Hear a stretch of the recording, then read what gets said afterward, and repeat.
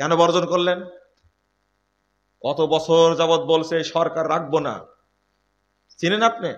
লন্ডনে বসে থাকে একজন বলছে, আর এখানে জেলখানায় মা বসে আছে, আজকে মনে হয় লন্ডন গেল, তাই না? শোনেন, দুনিয়ার উদ্দেশ্যে যেটা করতে পারেন, ইসলামের উদ্দেশ্যে এটা বর্জন করা যায় না? তালেবানদের মধ্যে মত শক্ত থাকেন, আজকে জামাত ইসলামীকে সারা দেশের মানুষ গ্রহণ করেছিল, 38টা সিট পেয়েছিল। আর ভবিষ্যতে কোনো 38টা পাবে কিনা সন্দেহ আছে, কারণ দুইজনের আসলে স্বাদ গ্রহণ করেছে, মানুষ বুঝে গেছে। বুঝেননি? একবার শক্ত থাকেন, পারেন কিনা গ্রহণ করত, কিন্তু না, নেতৃত্বের লোভের কারণে, আপোষকামিতার কারণে এই অবস্থান থেকে বেরিয়ে আসছে। তালেবান থেকে শিক্ষা নেন, সিরিয়া থেকে শিক্ষা নেন। বাশার আল আসাদ ভোট করেনি, ভোটে অংশগ্রহণ করেছে? করেনি। আজকে জয় হয়েছে সিরিয়ার, জয় করার জন্য অনেক কিছু করা লাগে। স্টিক থাকেন, আমরা এই ফালতু তন্ত্রকে বর্জন করলাম। তালেবানদের মতো স্টিক থাকেন, যদিও তালেবানরা মাজার পুরোটাই, তাদের আদর্শের সাথে আমাদের আদর্শ মিল। শুনেন, দেখি শুনেন, একটা জিনিস শুনে রাখেন। আজকে শোনেন, আজকে তালেবানরা পরিশ্রম করছে কত বছর যাবত, শেষে আমেরিকা অস্ত্র সৈন্য অস্ত্রটা পারলো তাদের সাথে? পারলো? কে ভোটে গেছিল তালেবান? ভোটে গেছে কোনদিন তালেবান? মুততেও যায়নি। মুতা বুঝেন তো? পেশাব করতেও যায়নি। আমরা যেটা চাচ্ছি সেটাই করব। আমেরিকাকে খেদায়া তারা রাষ্ট্র প্রতিষ্ঠা করেছে। আমি ইসলামী রাষ্ট্র বলবো না সেটাকে, কারণ সুফিবাদী রাষ্ট্র। কি রাষ্ট্র? আহলে হাদিস মসজিদ মাদ্রাসাগুলো বন্ধ করে দিয়েছে ওরা, এরা ইসলামী রাষ্ট্র বলবো না। কথা কি বুঝতে পারলেন? এদের সাথে শিয়াদের মিল আছে। শুনেন, বাংলাদেশে যারা ইসলামী দল আছে, ওরা সবাই যদি বলে আমরা এই গণতন্ত্র, ফালতু তন্ত্র, ধর্ষণ তন্ত্র মানি না, আইনা তন্ত্র মানি না, গুমতন্ত্র মানি না, সবাই বর্জন করেন। মা জেলখানায়, বৃদ্ধা মানুষ মেডিকেলে বসে থাকে, বেটা লন্ডনে থাকে, সারা দেশের মানুষকে এক জায়গায় করে ভোট বর্জন করেন। 7ই জানুয়ারি নির্বাচনে এমন ভোট হলো, যারা ভোট করেছে তারা বলছে পৃথিবীর শ্রেষ্ঠ ভোট, কিন্তু অরিজিনালি হলো সব কুত্তার ভোট হয়েছে। ঠিক? কেন বর্জন করলেন? র্যাবের আনুগত্য হলো। শরীয়ত বুঝেন আগে, শরীয়ত আগে বুঝেন। আপনি দাড়ি কাটছেন প্রতিদিন, দাড়িটা লম্বা করার জন্য, এই জন্য কি আর্মি লাগবে? ডক্টর ইউনূস সাহেব কি ট্যাক্স নির্ধারণ করেছে দাড়ির উপরে? দাড়িটা রাখে তো দেখি পারেন কিনা, আপনি পুরুষ কিনা দেখি। আমি বলেছি, বিমানে বসে বলেছি, তাহলে আপনি তো আমাকে, উনি কিন্তু শুরু করেছেন, আমাকে চিনে কি শুরু করেছেন। আমরা খুব কড়া, বুঝি না পদ্ধতি কিভাবে দাওয়াতি কাজ করতে, উনি খুব বুঝেন। আমি বললাম যে আপনি যত কথা বললেন তাতে তো এত আপনার এলেম, এত এলেম হওয়ার পর দাড়িটা লম্বা হয়নি কেন আপনার? বললাম যে ছোটখাটো বিষয় নিয়ে আপনি কথা বললেন, আবার ছোটখাটো। তো সবই ছোটখাটো, সবই ছোটখাটো। আচ্ছা, এই দাড়িটা লম্বা করার জন্য কি আর্মি লাগবে বলেন তো দেখি? আপনারা বলেন লাগবে? লম্বা করতে পারেননি কেন? লম্বাটা করতে পারেননি কেন? দাড়ি কাটা, চাচা ছাটা, এক মুষ্টি রাখা, দাঁত দিয়ে কাটা, কেঁচি দিয়ে কাটা, খুর দিয়ে কাটা, সব হারাম। দাড়ি ছেড়ে দেওয়া হলো ফরজ, দাড়ি ছেড়ে দেওয়া হলো ফরজ। আরে ফরজের চেয়ে বড় বিধান এটা, আপনি এখনো কাটেন কেন? শরম লাগে না আপনার? লজ্জা লাগে না আপনার? হায়া লাগে না আপনার? এমন ভাবে কেটে রাখছে, শুনেন, এমন ভাবে কেটে রাখছে খেজুর গাছের মোতার মতো লাগছে। মোতা বুঝেন? মোতা। বগুড়া এক ঘটনা ঘটছে, একটা বাচ্চা ছেলে 21 বয়স 22 বছর বয়স হবে, বসে আছে, আর তার পাশে একজন মাদ্রাসার প্রিন্সিপাল বসে আছে। এনার দাড়িতে মেহেদি দেওয়া আছে, দাড়িটা এত সুন্দর করে কেটে রাখছে, সাইজ করে রাখছে। আমি এই ছেলেটাকে বলে, এই ব্যাকুব ছেলে, এইভাবে দাড়ি রাখতে হয়? দেখো তো কত সুন্দর ভাবে রাখছে, কেটে একবারে মোতার মতো লাগছে, তাল গাছের মোতার মতো। এবার রাখতে পারো না তুমি? আর কত বয়স হয়েছে তোমার? দেশি ধমক এই লোকটা। ছেলেটা কিছু বুঝে না, খামাকে ধমকাচ্ছে কেন? এইভাবে দাঁড়িয়ে থাকবা। ওই লোকটাকে আমি কিছু বলতে পারছি না। লোকটা বাড়ি গেছে, যাওয়ার পর ফোন দিছে যে আমি আমার হায়াতে 56 বছরে কোনোদিন এত অপমানিত হয়নি। কেন আপনাকে তো কিছু বলিনি। না, কথাগুলো কাকে বলেছে তো বুঝাই যাচ্ছে, বুঝেননি? কামেল পাস, মহাদ্দেশ মানুষ, প্রিন্সিপাল মানুষ, বেটা দাঁড়িকে এমন করে সাইজ করে রাখছে মনে হচ্ছে আমেরিকার কেজিতে কাটছে।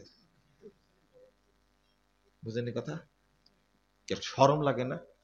লজ্জা লাগে না? কি কষ্ট হচ্ছে আপনাদের? কষ্ট হওয়ারই কথা। এই কথা কি মেনে নেওয়া যায়? দাঁড়ি দাঁত দিয়ে কাটে, কোনো কোনো খাটাস আঙ্গুল দিয়ে কাটে, ছিঁড়ে। সি সি সি, নাউজুবিল্লাহ। যেটা ফরজ সব সুন্নাত দুনিয়ায় রেখে যাবেন, মরার সময় একটা সুন্নাতি যাবে। তোমার সুন্নাত নাই, মুখ পোড়া, কিয়ামতের মাঠে ওইভাবে উঠবে। আচ্ছা, আপনার কি মনে পড়ে, আপনারা কি মনে করেন যে দাড়ি কাটলেও সমস্যা নাই, মরার পরে দাড়ি বের হবে? এরকম মনে হয় আপনার কাছে? হাই হাই হাই, নাউজুবিল্লাহ। রাসূল সাল্লাল্লাহু আলাইহি সাল্লাম বলছেন, সহিহ ইবনে হিব্বানের হাদিস, যে যেভাবে মরবে কিয়ামতের মাঠে ও ওইভাবেই উঠবে। বুঝেননি কথা? শহীদরা ওইভাবেই। কিভাবে উঠবে জানেন? শহীদের হাত কাটা, পা কাটা, জখম সব কাটা, রক্ত ঝরছে, ঠিক কিয়ামতের ভাবে ওইভাবেই রক্ত ঝরছে, এই অবস্থায় উঠবে কিয়ামতের মাঠে। ও মুখ পোড়া, আপনি ওইভাবেই উঠবেন। মুখে কি নাই? আপনার মাঝে আর মহিলার মাঝে কোনো তফাৎ? মহিলার 2-4টা পশম থাকে, কিন্তু এ তাও নাই।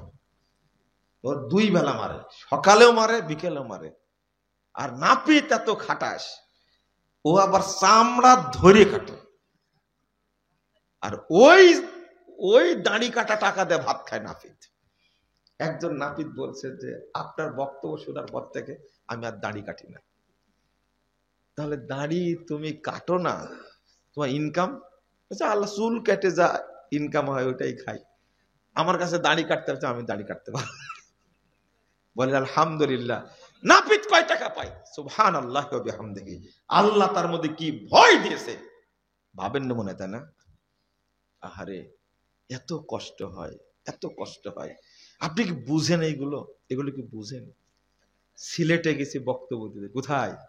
সিলেটে, যেখানে আহলে হাদিস মসজিদ ভেঙে দেয়, প্রোগ্রাম বন্ধ করে দেয়, সেই জায়গাতে খুতবা দিতে গেছি। সন্ধ্যার পরে একজন লোক আসছে, দেখতে খুব ফুস্কো ফুস্কো লাগছে, নর্মাল মানুষ, দেখতে অত ভালো না। ও এসে এই জায়গায় বসছে, একবার ওই জায়গায় বসছে, কিন্তু কিছু একটা বলতে চাচ্ছে কিন্তু বলতে পারছে না। এই লোকটা কে জানেন? এই ছেলেটা হলো ওই যে কাঁধে করে যে বাদাম বিক্রি করে, এই লোক গেছে আমার সাথে দেখা করবেন। আমি বলছি যে আপনি কিছু বলবেন? তখন বলছে যে আপনার সাথে একটু আমি মুসাফা করবো, তার জন্য আসছি। সাহস পাচ্ছে না। মুসাফা করে বলছে যে কিছু বলবেন? বলছে না, কিছু না, আমি বাদাম বিক্রি করি, তো ঘাড়ে নিয়ে বাদাম বিক্রি করি। আর একটা বাটন ফোন দেখা, বলছে এর মধ্যে বক্তব্য আছে, আমি বক্তব্য শুনি আর মানুষকে পারলে শোনাই। আলহামদুলিল্লাহ, খুব দোয়া করলাম। যে কথাটা আমাকে বলবে কিন্তু বলতে পারছে না, সেটা কি জানেন? খুব কষ্টের কথা, খুব কষ্টের কথা। ও বলছে যে আপনার যে একটু হাদিয়া নিয়ে আসছিলাম আমি, আপনি এইটাই বলতে চাচ্ছেন, অনেক সময় থেকে বলতে পারছেন, দেন হাদিয়া নিয়ে আসছেন, দেন। তাহলে ও পকেট থেকে, ও যে বাদাম বিক্রি করে, এই 150-এর মতো বাদাম পলিথিনে করে নিয়ে এসে আমার হাতে দিল। এটা আমরা হাদিয়া নিয়ে আসছি। বলেন তো কত মহব্বত করে সে? বুঝেননি কথা? কত মহব্বত করে। আমি মনে করি এই উচ্চ শিক্ষিত যারা মূর্খ আছে, তাদের সে আল্লাহর কাছে এই বাদাম বিক্রিটা অনেক উত্তম, অনেক উত্তম। সে তার অভিজ্ঞতার কথা বর্ণনা করলো।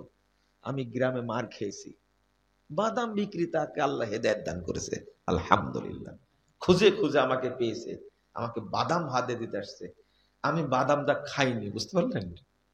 বাদামটা খাই একটা কি দুইটা খেয়ে বাদামের প্যাকেটটা আমি রেখে দিয়েছিলাম, দীর্ঘদিন রেখে দিয়েছিলাম, ও ব্যাগের মধ্যে থাকতো, যে একটা স্মৃতি, এই বাদামটা খাবো কেমনে, হয়তো দুই একটা খেয়েছি আর রেখে দিয়েছি না।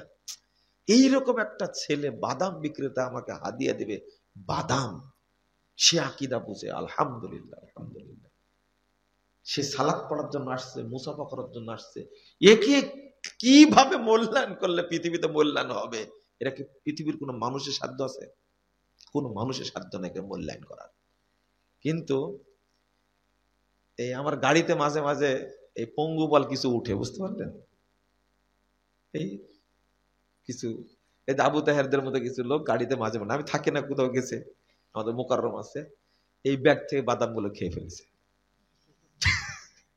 আমি এটাও বলে দিলাম আজকে, ব্যাগ থেকে বাদাম গুলো কি খেয়ে ফেলেছে। বাচ্চা মানুষ তো খাই, এটা ছোট ভাই মোকাররম তো, ওর স্বভাব আগে থেকে এরকম, কোথাও থেকে আসলে মাদ্রাসায় পড়ি তখন ওই পকেট খুঁজে কিছু মনে নিয়ে আসছে, হয় চকলেট তাহলে বাদাম, এই কাজটা এখনো করে।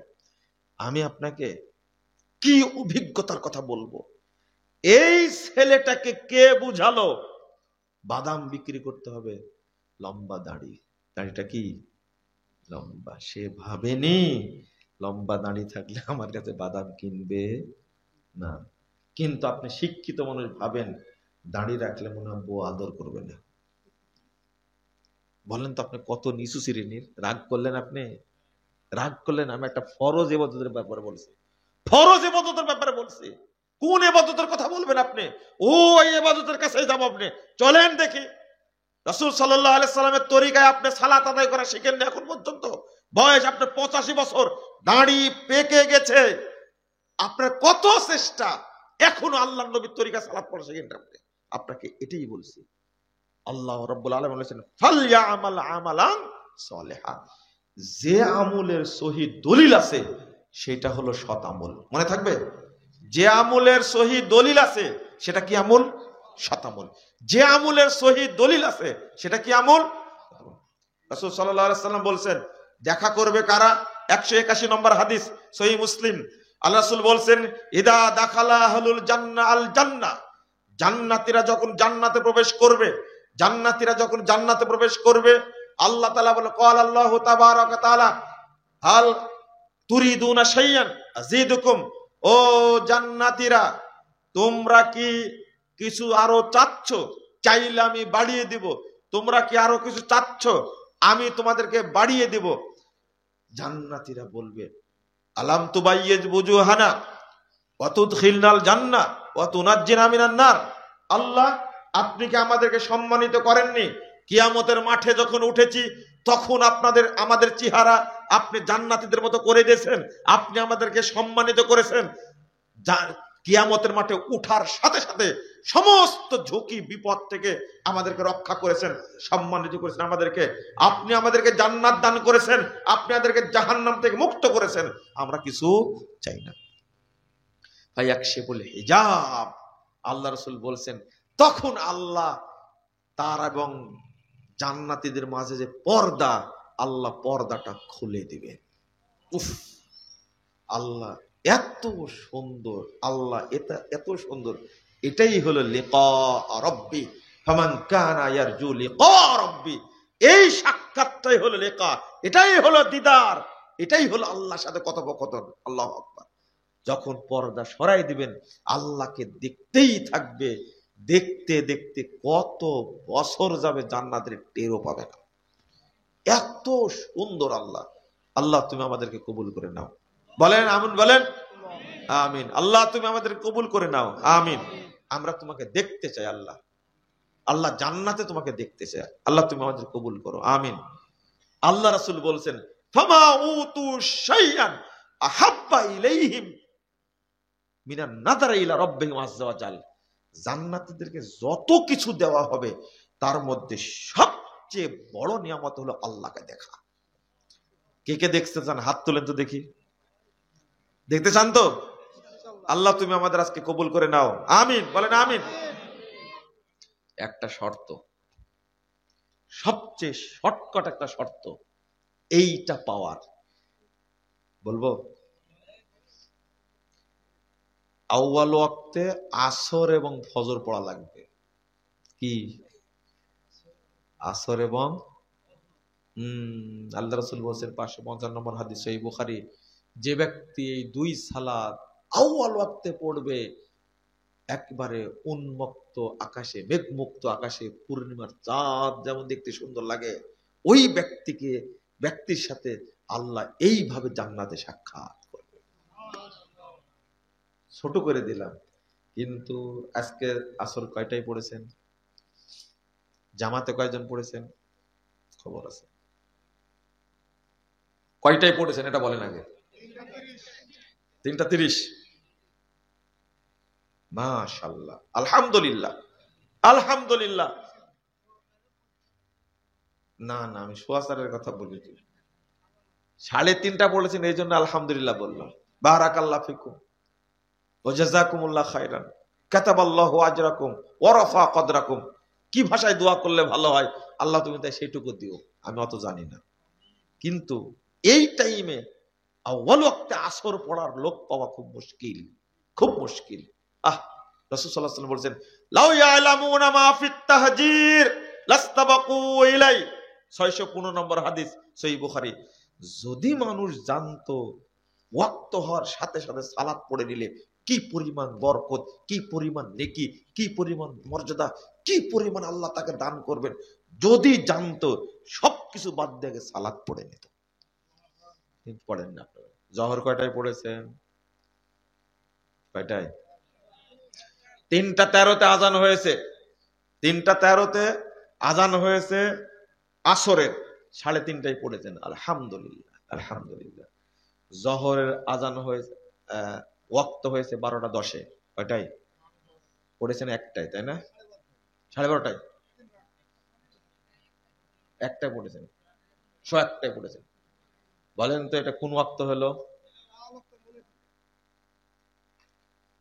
মনে করেন পড়লেন কেন 1টায়?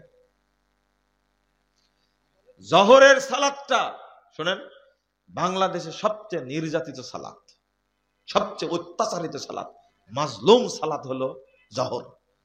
আপনারাও দেরিতে পড়েন, মাযহাবিরাও দেরি পড়ে, আহলে হাদিসরাও দেরিতে পড়ে, মাযহাবিরাও কি, হানাফিরা না, মাযহাবিরাও দেরিতে পড়ে। বাংলাদেশে কোনো হানাফি নাই, কোনো হানাফি নাই। আছে সব দেওবন্দি আর বেরলভী, আছে আশারি আর মাতুরিদি, হানাফি নাই। আবু হানিফা রাহিমাহুল্লাহ যারা আকীদা এবং আমল মেলে চলে তাদেরকে হানাফি বলে। বাংলাদেশে আবু হানিফা রাহিমাহুল্লাহর আমলও মানে না, আকীদাও মানে না, শুনে ওই জন্য বলে হানাফি নাই।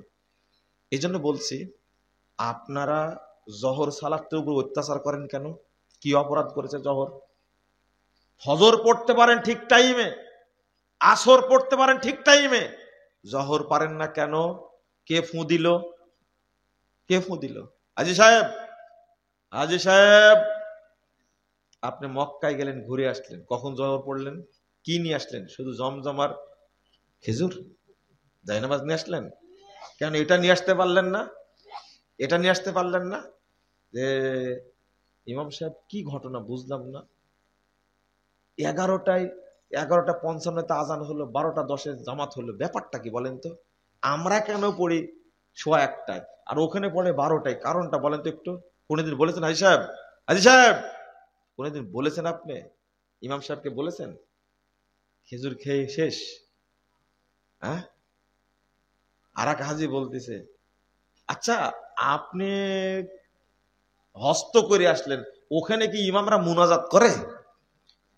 হাজী সাহেব বলছে ওরা খুব ব্যস্ত, সময় পায় না।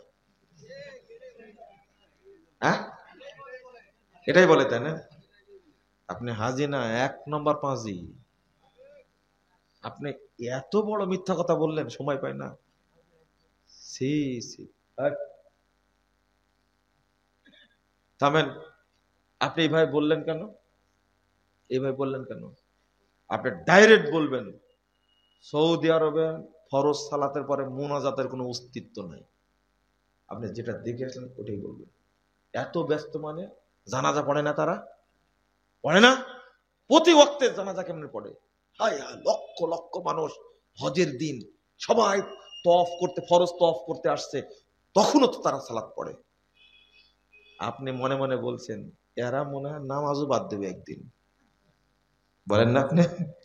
সব জানি আপনাদের অবস্থানটা। গালি দিচ্ছে, এই মুজাফফর নামাজও তুলে দিবে, আজকে দোয়া তুলে দিছে, কালকে নামাজও তুলে দিবে।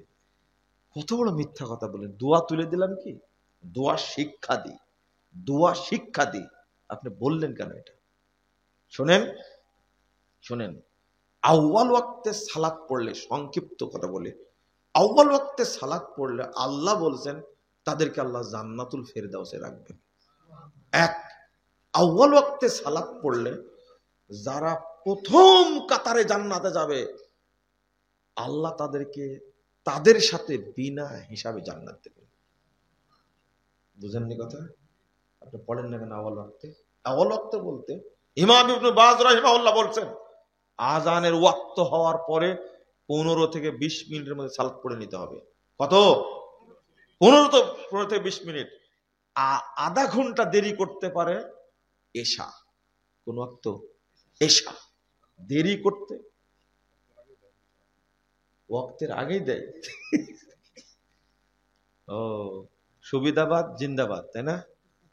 ওইদিকে ফজর পড়ে সূর্য ওঠার আগে, আর কি এশাটা পড়ে মাগরিবের পর পড়ে, ঘুমটা যেন ভালো হয়, তাই না? কেমন সুবিধাবাদ, হ্যাঁ বলেন তো দেখি। এটা বলতে মনে ছিল না, এশা একটু দেরি করে পড়া যায়, তাই বলে 12টার পরে না কিন্তু। বুঝেন কথা? আপনি এশার সালাত দেরি বলতে, এশার সালাত দেরি বলতে আজানের টাইম হওয়ার পরে আধা ঘন্টা পরে আজান দেবেন। বুঝতে পারলেন কথা? আধা ঘন্টা পরে কি আজান দেবেন, তারপরে সালাত আদায় করবেন। এই হলো দেরি, এতটুকু দেরি। আপনি মনে করেন না প্রতিদিন রাত 10টায় পড়বেন, খামাখা। বলে যে এশার সালাত দেরিতে পড়ায় উত্তম, তোমার কাজ নিয়ে ব্যস্ত, তুমি জামাতেও যায় না। যারা জামাতে সালাত আদায় করে তারা মুনাফিক। তারা কি? মুনাফিক। মুনাফিক বলতে চাইছিলাম আজকে, কিন্তু বলা হলো না আজকে। যারা জামাতে সালাত পড়ে তারা কি? মুনাফিক। মুনাফিক আপনাকে কেউ না বলুক, আপনি নিজে জানলেই হবে আমি জামাতে নামাজ পড়ি না, মানে মুনাফিক আমি। বুঝেননি কথা? আপনি নিজে জানলেই হবে। জামাতে যে সালাত পড়েন না তার সালাত হওয়ার কোনো সম্ভাবনা নেই। সালাত হওয়ার সম্ভাবনা নাই, নাই। আমি যেটা বলতে চাচ্ছিলাম শুনেন, জহরের সালাতের টাইম হচ্ছে 12টা 10-এ, আজান দিবেন 12টা 10-এ, 12:30টায় জামাত করবেন। কিছু লোক লাগে সুন্নাত প্রতিষ্ঠা করার জন্য, কিছু কাঠখোট্টা লোক লাগে। কি লাগে? কাঠখোট্টা লোক লাগে। এত ভদ্রতা, এত ডিগ্রিধারী, এইভাবে বললে কি মানুষ শুনবে? বলে যে মতিউর রহমান মাদানির ভাষাগুলোই ঠিক না, এমন ভাষায় কথা বলে, তার কথাই মানুষ মানে। আপনি এত বড় ডিগ্রাদির হলে কি করলেন? আপনার কথা কে মানে, কে শুনে? ওই আব্দুর রউফ খুলনা বক্তব্য দিয়ে গেছে, তার কথাই মানুষ শুনেছে। আব্দুল সাত্তার 30 সালে বক্তব্য দিয়েছে, তার কথা মানুষ শুনেছে। আল্লামা আবু তাহের বর্ধমানের রাহিমাহুল্লাহ বক্তব্য দিয়েছে, মানুষ শুনেছে। আপনি খুব উচ্চ শিক্ষিত মানুষ, খুব বেশি ভদ্র, আপনি বলতেও জানেন না, মানুষ মানতেও জানে না। বুঝছেন কথা? 12টা 10-এ ওয়াক্ত হয়েছে, আজান দিবেন কয়টায়? 10-এ আজান দিবেন, 20 মিনিট সময় নেবেন, তাহলে কত হলো? কিন্তু যখন ওয়াক্ত হবে 11টা 50-এ, তখন কি করবেন আপনি? হ্যাঁ, এর মধ্যেও কিছু মানুষ আছে, আরে ঢাকা মোহাম্মদপুর মসজিদে চারিদিকে সব বেদাতির আনাগোনা, সেখানে আজান হচ্ছে 12টায়। কয়টায়? 12টায় জোহরের আজান, 12:15 কি জামাত। আপনি আহলে হাদিস সমাজের মধ্যে আপনি পারেন না মানে, পারবেন না মানে, এটা আপনার অলসতা। আপনি পড়েছেন 1টায়, আপনার ওয়াইফকে জিজ্ঞেস করেন, ও 3টায় পড়েছে। কয়টায় পড়েছে? 3টায় পড়েছে। কেন পড়লো? দেরিতে নামাজ পড়ে কারা? আমি না নাই বললাম, আপনারা বলেন। দেরিতে নামাজ পড়ার লক্ষণ কি?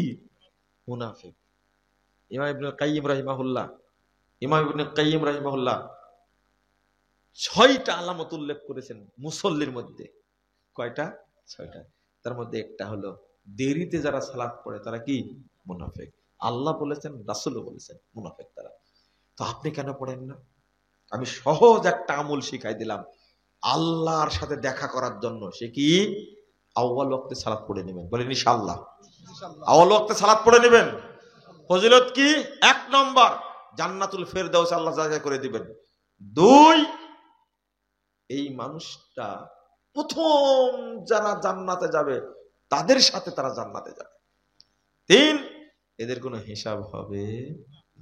প্রথম যারা জান্নাতে যাবে তাদের কোনো হিসাব হবে না। কথা বুঝতে পারলেন? আপনাকে রেডি? এখন প্রশ্ন করবেন, অনেক টাইম হয়ে গেছে তাই না? অনেক টাইম হয়ে গেছে, অনেক বক্তব্য দিয়ে আজকে শেষ বক্তব্য। শুনেন, যারা দেরিতে সালাত পড়ে তাদের ক্ষেত্রে কি? জহর পড়ে 1:30টায়, আসর পড়ে 4:30টায়, আপনি কি করবেন? আপনি আউয়াল ওয়াক্তে বাড়িতে সালাত আদায় করবেন, একাকী একাকী পড়বেন, আপনি জামাতের নেকি পাবেন। ইবনু মাসউদ রাদিয়াল্লাহু আনহু বলছেন, একাকী ওয়াক্ত মোতাবেক সালাত পড়লে এটাই হলো জামাত। যারা দেরিতে সালাত পড়ে এটা জামাত না। সবাই পড়ছে দেরিতে, এটা জামাত না। একাকী পড়ছেন আপনি আউয়াল ওয়াক্তে, এটাই কি? জামাত। ইবনু মাসউদ রাদিয়াল্লাহু আনহু ব্যাখ্যা দিচ্ছেন খুব সুন্দর করে। আমি এই কথাই বলছি। আল্লাহ রাসূল বলছেন, 3601 নম্বর হাদিস মুসনাদ আহমদের মধ্যে এসেছে, রাসূলুল্লাহ সাল্লাল্লাহু আলাইহি ওয়াসাল্লাম বলছেন, সল্লু ফি বুয়ুতিকুম, তোমরা বাড়িতে সালাত আদায় করো, তোমরা বাড়িতে সালাত আদায় করো। কখন? ইন্নাকুম সাতুদরিকুনা আকওয়ামা ইউসাল্লুনা সলাতা বিগাইরি ওয়াক্তিহা, তোমরা দেখবা বহু লোক, বহু সম্প্রদায়, বহু দল সালাত দেরিতে পড়বে। ফাসাল্লু ফি বুয়ুতিকুম, তখন তোমরা সালাত বাড়িতে পড়ে নাও। হয়ে গেছে? দলিল পেয়েছেন তো? আরেকটা হাদিস আসছে, চাইলে তুমি তাদের সাথে পড়তে পারো, ওটা হলো নফল। ওটা কি? নফল। ওটা কি? নফল। তুমি সালাত পড়ে তোমার কাজে চলে যাও, তুমি তোমার সালাত পড়ে কি চলে যাও। যদি মসজিদে থাকো, ওই যে ওকিমাত সালাম ওয়ান্তা ফিল মাসজিদ, আর যদি একামত হয় তুমি মসজিদে থাকো, তাহলে তাদের সাথে পড়ো। কথা বুঝতে পারলেন? এই হাদিসগুলো কোথায় রাখবেন আপনি? জাযাকুমুল্লাহ খাইরান ওয়া বারাকাল্লাহু ফিকুম। বোঝার চেষ্টা করবেন, ঠিক আছে? বোঝার চেষ্টা করবেন, গালিগালাজ কম করেন, দলিল দেখে আমল করার চেষ্টা করবেন, ঠিক আছে? আজকে শুনেন, আজকে একজন বলছে যে আমরা ফেতরা দিয়ে 2.5 কেজি চাউল দিয়ে, আপনি এই বিষয়ে কিছু বলবেন না। বুঝেননি কথা? বুঝেছেন কথা? আমাকে আবার মনে করে দিলে আমি বললাম যে এখন তো ফেতরার কথা আলোচনা আসবে না। বলছে হ্যাঁ ভালো কথা, বলেন না। ঠিক আছে, যদি মনে থাকে দেখবো নি। রংপুরে বক্তব্য দিতে গেছিলাম, তো বলছে যে এই আয়োজন করেছে তারাই যারা তামাক চাষ করে, আজকে এটা নিয়ে কথা বলেন না। শুরুতেই বলেছি তামাক যে হারাম, এটা আজকে আর বললাম না, আগামী কোনোদিন আসলে বলবো। আজকে শুরু করিনি। শোনেন, ফেতরা দিবেন, প্রশ্ন আছে নাকি? দেন, মাত্র একটা। মাশাআল্লাহ, দেন, আপনি অনেক ভালো মানুষ। এটা বলবো, বলে দিচ্ছি। আমি বলেছি ওই যে খোঁচা মারলো, সেটা হলো, শোনেন, ফেতরা দিবেন চাউল দিয়ে। কি দিয়ে? চাউল দিয়ে। বেশি বেশি মতবরি করতে যান না। খাদ্য দিয়ে ফেতরা দিলে ফেতরা আদায় হবে, টাকা দিয়ে দিলে ফেতরা আদায় হবে না। 1। 2 নম্বর, 3 কেজি করে দিবেন। কয় কেজি? 3 কেজি দিবেন। 3 কেজি দিবেন, কারণ 2.5 কেজির কোনো দলিল পাওয়া যায় না। গালিগালাজ অনেক করেছেন, সর্বশেষ খুব ভালো কাজ করেছে মোহনপুরের ভাইয়েরা, আমাকেও গালি দিছে, গালিরা বকাবকি করেছে। চাল নিয়ে এসে নওদাপাড়ায় মাপছে, একটা চা আছে না নওদাপাড়ায়, কি বলে, চাল নিয়ে এসে মাপছি। কি হলো, মোটা চাল দিলাম তো প্রায় 3 কেজি হলো, আর চিকন চাল দিলাম তো 3 কেজির বেশি হয়েছে, 3 কেজি 200 গ্রাম। কথা বুঝতে পারলেন? আমি বললাম যে কি সমস্যা তাহলে?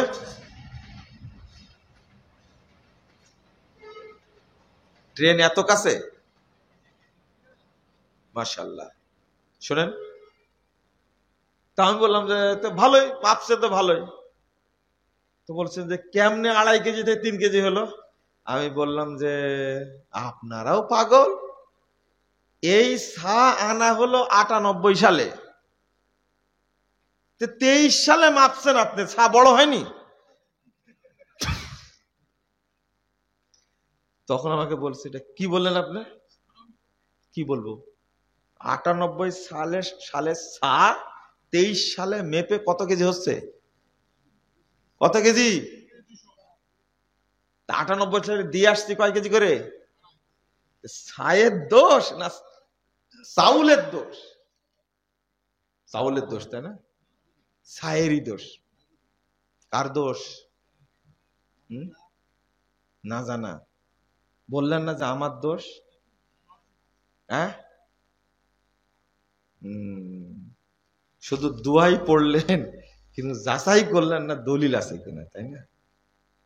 তাহলে 98 সালে সাতেও কয় কেজি হচ্ছে বলেন? 3 কেজি। আবার যাবেন মাপবেন, আবার যাবেন। শোনেন, 3 কেজির কথা আপনারা যখন সা দিয়ে শুরুই করেনি তখন বলেছেন ইমাম ইবনে বাজ রাহিমাহুল্লাহ কয় কেজি? 3 কেজি। সবাই বলছেন 3 কেজি। শেখ উসাইমিন একটা ছোট সা পেয়েছেন, উনি একবারে কমের কথা বলছেন। কথা বাস্তব। সব সৌদি আরবে আলেমরা যখন 3 কেজি বলছেন তখন দলিল পাওয়া গেল, কিন্তু 2.5 কেজির কোনো দলিল নাই। এখন আপনি আমাকে নিন্দাও করতে পারেন, গালিও দিতে পারেন। আমরাও তো 2.5 কেজির কথা বলেছি, বলিনি? কিন্তু তলায় দেখিনি ছেলে না মেয়ে, বুঝলেন? এটাই হলো নিয়ম। এটাই কি নিয়ম? তো আমি আজও বলছি আপনাদেরকে, আমার যদি ভুল হয়, আমি মানুষ, ভুল হবে না? হবে। যেখানে সঠিক পাবেন সেটা গ্রহণ করবেন ইনশাআল্লাহ। আর আমার কেউ ভক্ত হবেন না। ভক্ত হওয়া খুব খারাপ জিনিস, খুব খারাপ জিনিস। ভক্ত হওয়ার দরকার নাই। জাযাকুমুল্লাহ খায়রান। তাফসিরুল মাহফিল এর পরিবর্তে ইসলামী সম্মেলন দেওয়ার বিতর্ক সৃষ্টি হয়েছে। কি দিতে হবে? তাফসির মাহফিল দিতে হবে। তাফসির কে করবে? তাফসির কে করবে? এই তাফসিরুল কুরআন মাহফিল এটা অপরাজনীতির শিকার। এটা অপরাজনীতির শিকার। তাফসির করতে হলে 16টা ইলম লাগে। তোমার মুফাসসির বিসমিল্লাহ ইবারত সব পড়তে পারে না, ও তাফসির করবে সে? কি জন্য ইসলামী সম্মেলন? কেন কেন 3 জন বক্তব্য দিবে। একজনকে বলা হয়েছে আপনি জাহিলিয়াতের উপর বক্তব্য দিবেন, একজনকে বলা হয়েছে সালাতের উপরে বক্তব্য দিবেন, একজনকে বলা হয়েছে আপনি আকীদা তাওহীদের উপর আলোচনা করবেন। বক্তা কোনোটাই জানে না। ও শুধু মুফাসসির কোনোটাই জানে না, ও শুধু জানে ইউসুফ জুলেখার কাহিনী। এইটা হলো তাফসিরুল কুরআনের মূল রহস্য। কথা বুঝেননি? তাফসির করতে যাবে, তাফসির করতে যাবে মানে কি যত আউন বাউন কাহিনী। সুলাইমান আলাইহিস সালাম আল্লাহকে বললেন, আল্লাহ আমি একসঙ্গে তোমার মাখলুককে খাওয়াবো। বলছে পারবা না তুমি। না আমি পারবো। আল্লাহ বলে খাও। 6 মাস যাবত রান্না করলো, 50 কিলোমিটার ব্যাপী খানা। কত কিলোমিটার? সমগ্র বাংলাদেশ কয় টন? কয় টন? তওবা তওবা তওবা। সারা পৃথিবীর বাদশা কে? সুলাইমান আলাইহিস সালাম। আর তার মাখলুকের জন্য খাবার তৈরি করে 6 মাস যাবত 50 কিলোমিটার বাটা। মুফাসসির মনে করেছে আমি আর সুলাইমান আলাইহিস সালাম একই রকম। সারা পৃথিবীতে 50 কিলোমিটার? হ্যাঁ, সারা পৃথিবী 50 কিলোমিটার? আরে কথা বললে তো হিসাব করে বলতে হবে, তাই না? রান্না করেছে 6 মাস যাবত, একটা মাছ উঠে এসে খাইছে, কিন্তু হা করে আছে। সুলাইমান আলাইহিস সালাম বলছে এই তুই যাবি না? বলছে না, আমাকে আল্লাহ এইরকম প্রতিদিন 70,000 লোকমা খেতে দেন, কেবল 1 লোকমা হয়েছে, আরো বাকি আছে কত লোকমা? সুলাইমান আলাইহিস সালাম সেজদায় পড়ে গেলেন। আল্লাহ আমি মাফ চাই, ভুল করেছি। আচ্ছা, সুলাইমান আলাইহিস সালামকে বক্তার মতো তক্তা, আল্লাহর সাথে পাল্লা দিতে যাবেন সুলাইমান আলাইহিস সালাম মনে করেন আপনারা? তাজা মিথ্যা কথা একটা। কিন্তু এটা তাফসির মাহফিল ছাড়া বলার কোনো কায়দা নাই।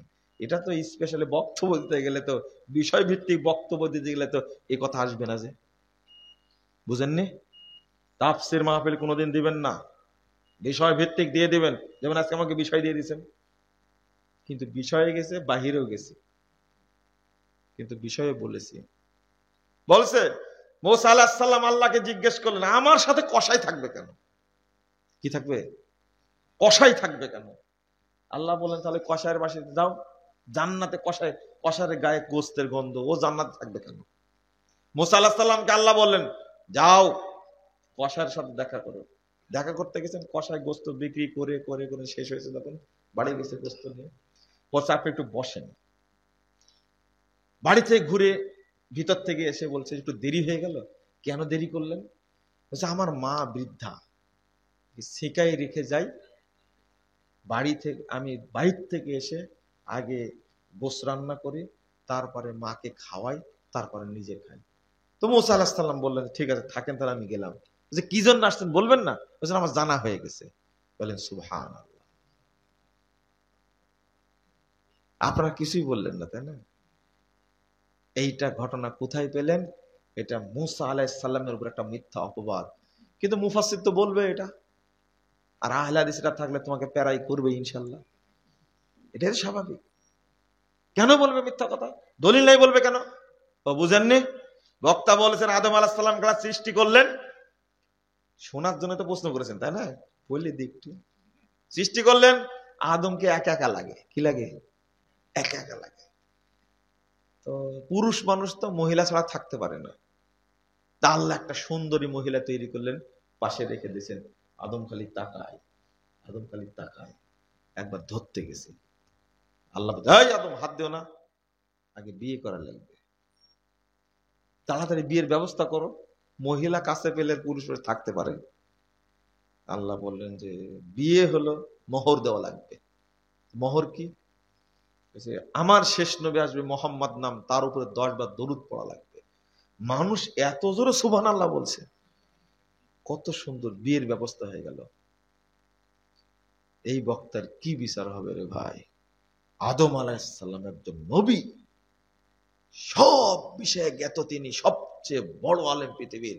এই রকম একজন নবীর উপরে কেমনে অপবাদ দেয় যে মহিলা ছাড়া থাকতে পারে না? একটা মহিলা সুন্দরী, খালি তাকায় ফেল ফেলা, গায়ে হাত দিতে গেছে। আচ্ছা, আপনার কি বিশ্বাস হয় একজন নবী একজন মহিলার দিকে ফেল ফেলা তাকাবে? আরে ইউসুফ আলাইহিস সালামকে বিপদে ফেলতে চেয়েছে জুলেখা, এইরকম একটা মহিলা ঘর আটকা দিয়েছে, এতগুলো গেট আটকা দিয়েছে, উলঙ্গ হয়ে গেছে। সেই ইউসুফ আলাইহিস সালাম যুবক ছেলে, এত সুন্দরী, এই মহিলা তার সাথে অপকর্ম করতে পারেনি, ঘুরে চলে আসছে, দৌড় দিয়ে বেরিয়ে আসছে, একজন নবী তাই বেরিয়ে আসছেন। আর আদম আলাইহিস সালাম সম্পর্কে এই ধরনের কথা বলছে, এই বক্তার কি বিচার হবে? হাওয়া কি শুধু মহিলা? তুই পড়াই জানো না, তুই মূর্খ বক্তা। 100 বার মূর্খ বলবো। বাংলাদেশে এই সমস্ত বক্তার ওয়াজ আপনারা শুনেন, কান নষ্ট করেছেন, চোখ নষ্ট করেছেন, অন্তর নষ্ট করেছেন। এক বক্তা বলেছে আল্লাহর নাম নিয়ে মহিলাকে দেখবেন। শোনেন শোনেন শোনেন, আস্তাগফিরুল্লাহ আস্তাগফিরুল্লাহ। আল্লাহ বলেছেন ওয়া খালাকা মিনহা জাওজাহা, হাওয়াকে আল্লাহ তৈরি করেছে তার স্ত্রী হিসাবে। ও কি মহিলা শুধু? বুঝেননি কথা? স্ত্রী হিসাবে বাম পাজার হাট থেকে আল্লাহ হাওয়াকে তৈরি করেছেন। ও কি শুধু মহিলা না তার স্ত্রী? স্ত্রী হিসাবেই তৈরি করেছে। তাকে ধরলেই বাকি, তাকালেই বাকি, জোরে ধরলেই বাকি, কোনো সমস্যা? এই জাহেল বক্তা বলবে কেন? নবীকে অপমান করা কোনো মুমিন সহ্য করতে পারেন না। অপমান আদম আলাইহিস সালামের জন্য বললেন কেন? আচ্ছা, তৈরি করছেন তার স্ত্রী হিসাবে, তার বিয়ে লাগবে কেন? মনে করেছে আমরা যেমন বিয়ে করি ওইভাবে বিয়ে দিয়েছি। তাজা মিথ্যা কথা একবারে। আর এইগুলো বললে মানুষ সুবহানাল্লাহ বলে। এই তাফসির মাহফিলের ফজিলত এইগুলো। কোন তাফসির মাহফিল চলবে না, ও তাফসির জানেই না। আল্লাহ তুমি আমাদের বোঝার তৌফিক দান করো, বলেন আমিন।